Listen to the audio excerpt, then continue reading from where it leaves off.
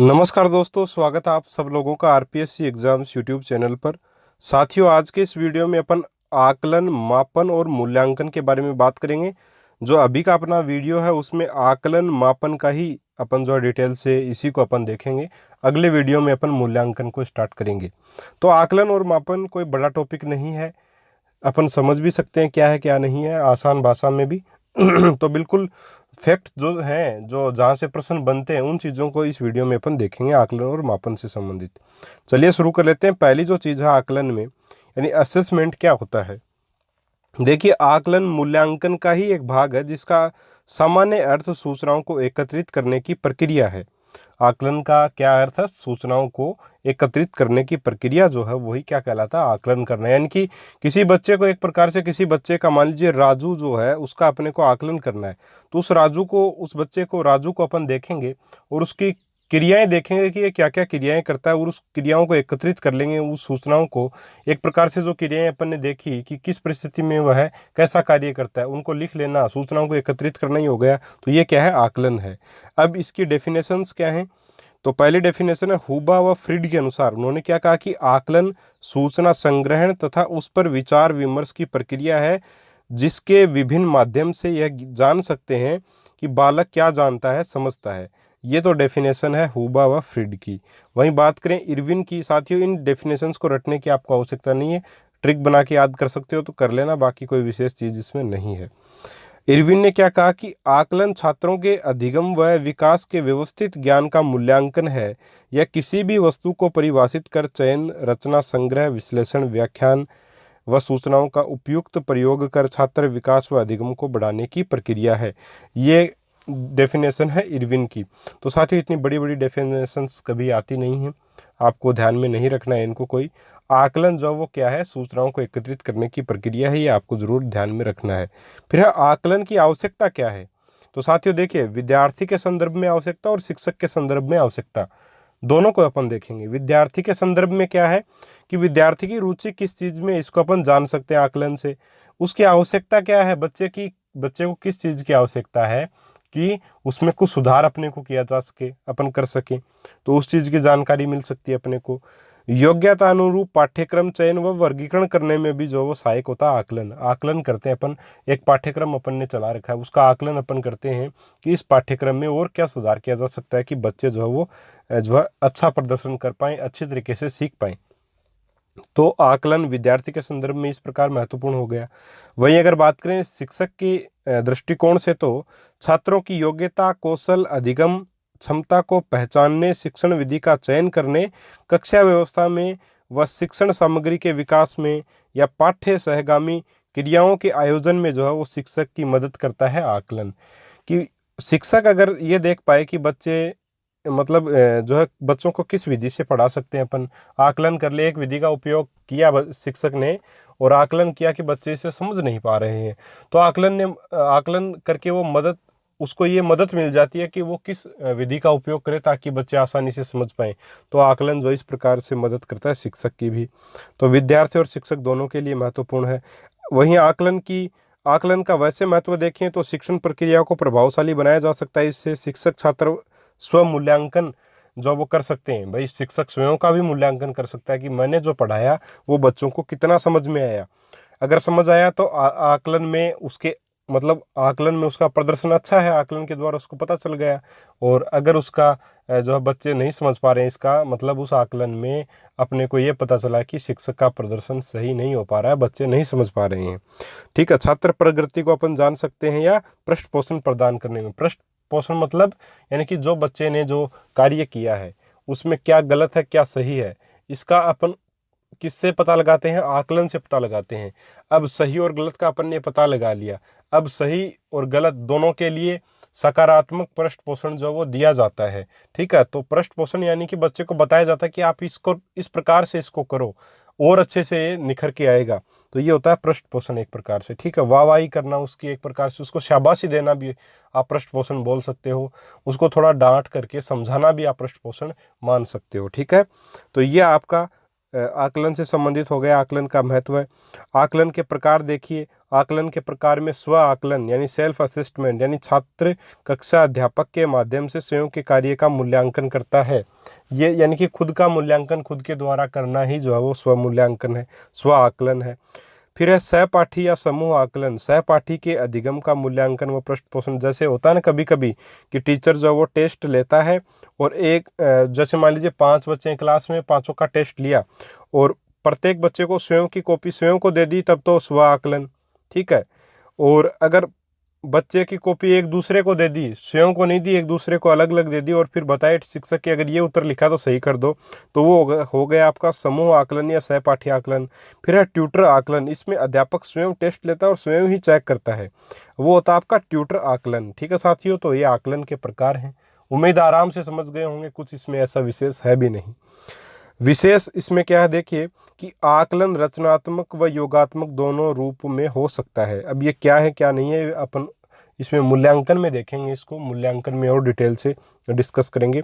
तो ये ज़्यादा इंपॉर्टेंट नहीं था आकलन। आकलन क्या शब्द है, इसका अर्थ क्या है, ये आपको पता होना चाहिए। बहुत इजी क्वेश्चन आता है, अगर आएगा तो आप आराम से कर दोगे। आकलन का मतलब है सूचनाओं को एकत्रित करना। इन सब का उपयोग क्या है वो भी अपन ने देख लिया। भाई शिक्षण प्रक्रिया को प्रभावशाली बनाना ही है। आकलन कितने प्रकार का, 3 प्रकार का हो गया, ठीक है। अब देखते हैं मापन। देखिए साथियों, मूल्यांकन एक विस्तृत वर्ड है, जबकि मापन उसका एक छोटा रूप मान सकते हो आप। मापन जो वो अंकों के ऊपर आधारित है। अगर 10 में से बच्चे के 4 नंबर आए हैं तो ये बच्चे का क्या किया गया है, मापन किया गया है, ठीक है। ये मापन किया गया है ज्ञानात्मक पक्ष का।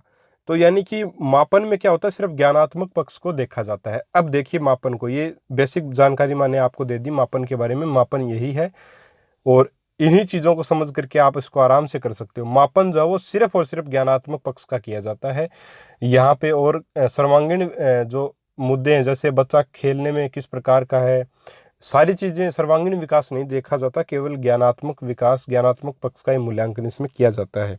देखिए, मापन एक प्रविधि है जिसमें मापन किया जाता है, उस पर कोई मूल्य नहीं रखा जाता। इसमें जिसका मापन किया जाता है उस पर कोई मूल्य नहीं रखा जाता। जाहिर सी बात है, अपन बच्चे का ज्ञान का मूल्यांकन कर रहे हैं तो कोई मूल्य थोड़ी रखते हैं उसका, तो ऐसा तो कुछ नहीं, तो रटने की आवश्यकता ही नहीं है इन चीज़ों को। मापन एक प्रविधि है या क्रिया है। मापन के अंतर्गत निरीक्षण वस्तुओं एवं घटनाओं का अंकात्मक रूप से वर्णन किया जाता है। अंकात्मक यानी अंकों के रूप में, यानी 10 में से 6 नंबर आए तो ये हो गया ज्ञानात्मक पक्ष का आपका मापन। और जो है निरीक्षण किया अपन ने, कॉपी का निरीक्षण करने के बाद अपन ने अंक दे दिए। मैंने क्या किया, बच्चे का मैंने टेस्ट लिया, बच्चे की मैंने कॉपी का निरीक्षण किया और उसको मैंने 10 में से 6 नंबर दे दिए, तो ये हो गया मापन। ठीक है साथियों, मापन शब्द का प्रयोग सामान्यतः है। चलिए एक लाइन ये रह गई, मापन के बिना वैज्ञानिक प्रगति संभव नहीं है। बिल्कुल सही बात है। देखिए, मापन तो ज्ञानात्मक पक्ष का तो अपने को देखना ही पड़ेगा बच्चे का। ये थोड़ी कि कभी कभी बोलते हैं कि नंबर कोई महत्वपूर्ण नहीं रखते, लेकिन साथियों नंबर भी उसी के आते हैं जिसकी बुद्धि जो है वो तेज होती है, दिमाग तेज होता है। तो मूल्यांकन बहुत आवश्यक है, लेकिन मापन भी उतना ही आवश्यक है। मापन शब्द का प्रयोग सामान्यतः विद्यार्थियों के अंकीय प्रदर्शन से होता है। दूसरे शब्दों में किसी वस्तु, व्यक्ति के गुणों तथा विशेषताओं को परिमाणात्मक रूप से प्रकट करना ही क्या कहलाता है, मापन कहलाता है। ठीक है, यानी कि अंकों के रूप में मापन किस रूप में किया जाता है, अंकों के रूप में, कि भाई इसके 10 में से इतने नंबर आए हैं या 20 में से इतने नंबर आए हैं, ये होता है मापन आपका। इस प्रकार मूल्यांकन का वह भाग जो प्रतिशत, मात्रा, अंकों, मध्यमान व औसत आदि के द्वारा किया जाता है, मापन कहलाता है। वही बात हो गई सारी की सारी कि ये मूल्यांकन का भाग है, लेकिन इसमें नंबर वगैरह दिए जाते हैं। मापन किसी वस्तु की मात्रा के रूप में प्रकट करने की प्रक्रिया है। इस प्रकार किसी वस्तु का परिभाषात्मक होना चाहिए। परिभाषात्मक वर्णन करना ही क्या कहलाता है आपका, परिमात्रात्मक भी हो सकता है, वर्णन करना ही क्या कहलाता है आपका, मापन कहलाता है। तो इसमें सारी जो चीज़ें लिखी हुई हैं वो एक दूसरे से रिलेट करती हैं। और मैंने जो आपको एक लाइन पहले बता दी मापन को पढ़ाने से पहले, वही सारी की सारी बातें यहाँ लिखी हुई हैं। इनको याद करने की कोई आवश्यकता नहीं है। इतना ध्यान में रखना है कि मापन ज्ञानात्मक पक्ष का होता है और इसमें अंक दिए जाते हैं, जाहिर सी बात है। ठीक है, जैसे 10 में से 6, 10 में से 8, 10 में से 2, 10 में से 1, 10 में से 4, ये होता है मापन। ठीक है साथियों, चलिए आगे देखिए डेफिनेशन से कुछ। जैसे E.A. मिल की है, इन्होंने क्या कहा कि मापन का उद्देश्य व्यक्ति को एक संतुलित व्यक्तित्व प्रदान करना है ताकि वह समाज द्वारा प्रदत्त उत्तरदायित्वों को बखूबी निभा सके। यह परिभाषा है E.A. मिल की। वहीं थॉर्नडाइक ने क्या डेफिनेशन दी है, जो कुछ भी अस्तित्व में है उसका अस्तित्व किसी न किसी मात्रा में होता है, उसका मापन किया जा सकता है। ये थॉर्नडाइक की डेफिनेशन है। तो जो कुछ भी अस्तित्व में है उसका अस्तित्व किसी न किसी मात्रा में तो होता है और उसका मापन जो वो किया जा सकता है, थॉर्नडाइक ने बोला है। और मोरेडोक के अनुसार क्या डेफिनेशन है, मापन के द्वारा किसी तथ्य के विभिन्न आयामों को प्रतीक प्रदान करना ही मापन कहलाता है। तो साथियों ये डेफिनेशन से कुछ, और इनको याद अपन जैसे मोरेडोक है तो इससे मोर शब्द निकाल सकते हैं। और मोर क्या अपना राष्ट्रीय पक्षी है, राष्ट्रीय पक्षियों का प्रतीक है, तो प्रतीक शब्द को मोर से जोड़ सकते हो। तो थोड़ा सा जोड़ करके जो है याद कर सकते हैं अपन, ठीक है। और डाइक से डाई निकाल सकते हैं, डाई की मात्रा अपने को लेनी पड़ती है, किसी न किसी मात्रा को, तो डाई में किसी न किसी मात्रा, भाई किसी न किसी मात्रा में तो लेना ही पड़ेगा डाई को ताकि सर पे लगा सकें अपन, ठीक है। तो इस प्रकार थोड़ा जोड़ करके आप याद कर सकते हैं।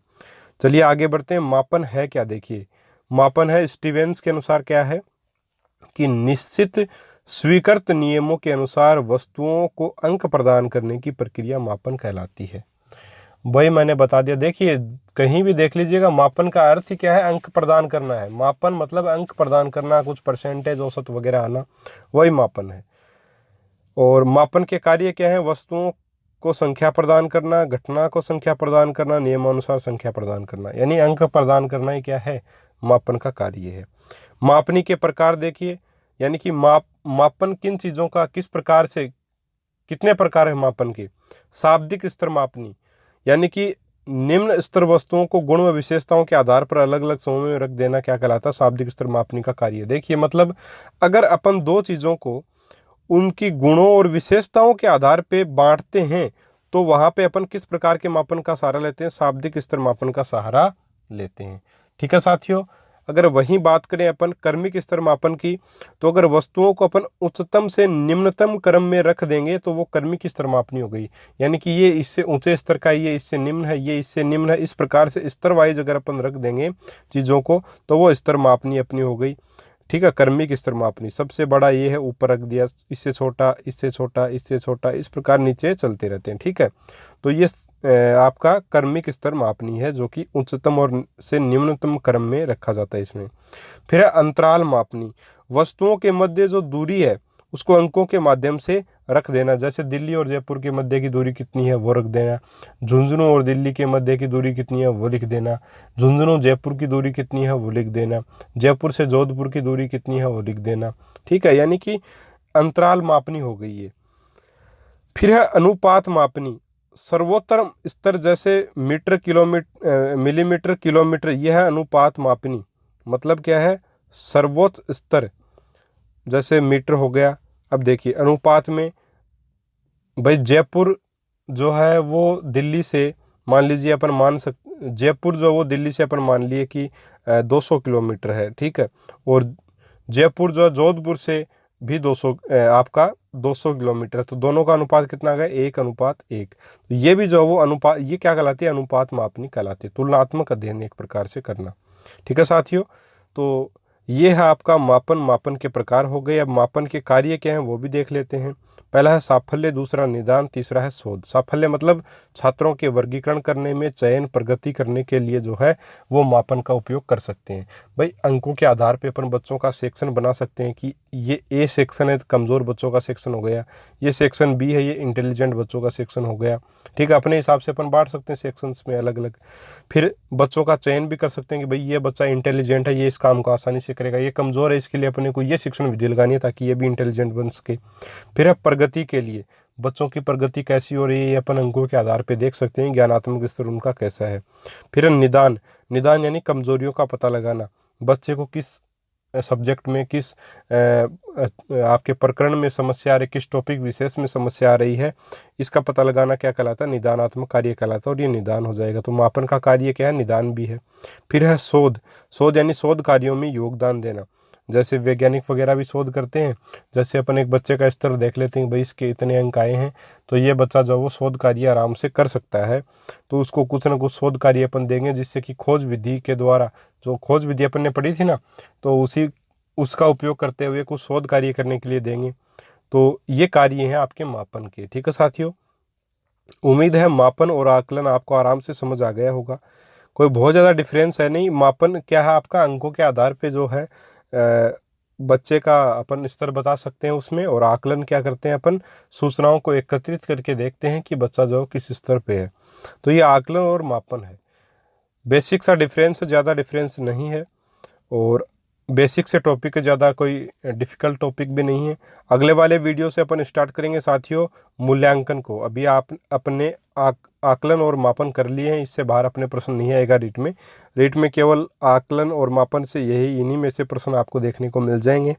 जो अपन ने पढ़ा है वो काफ़ी है आकलन और मापन के लिए, कोई दिक्कत नहीं आएगी आपको प्रश्नों में करने में, अगर इनसे प्रश्न आता है तो।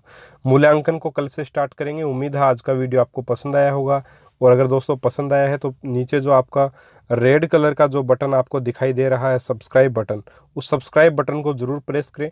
प्रेस करने के बाद जो घंटी का निशान है उसको भी आप दबाएं, ताकि आपको हमारे वीडियोज़ के नोटिफिकेशन जो वो मिल सकें। ठीक है साथियों, मिलेंगे अगले वीडियो में एक और नए टॉपिक के साथ। तब तक के लिए जय हिंद, जय भारत, नमस्कार।